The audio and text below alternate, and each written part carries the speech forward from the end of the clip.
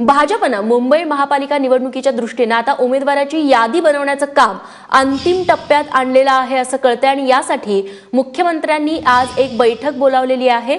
रश्मी पुराणिक आमच्या प्रतिनिधी आपल्याला अधिक माहिती देतील। रश्मी, कोण कोण आहे या बैठकीला?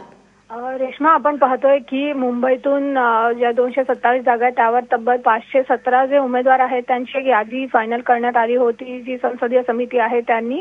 आणि त्यानंतर आता ही समितीची जी लिस्ट आहे ती मुख्यमंत्र्यांकडे गेलेली आहे।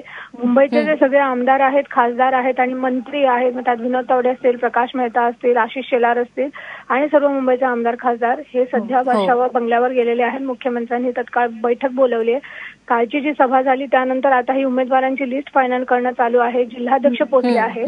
जिल्ह्यानुसार आणि तिथल्या आमदार आणि खासदारांच्या मतानुसार जे तिथे कॅन्डिडेट्स आहेत ते आता फायनल करण्याचं काम अंतिम टप्प्यात पोहोचलेलं आहे। आपण पाहतोय नॉमिनेशन भरण्यासाठी जी प्रक्रिया आहे ती सुरू झाली आहे आणि 3 तारखेपर्यंत नॉमिनेशन्स भरायचे आहेत। त्यामुळे कुठेतरी कालच्या सभेनंतर आता भाजपने आपली ही जी यादी आहे उमेदवारांची ती अंतिम करण्यासाठी एक पुढचं पाऊल टाकलेलं आहे आणि आपण बघतो की ही यादी लवकरच फायनल होईल। निश्चित रश्मी, धन्यवाद तू दिलेल्या माहितीबद्दल।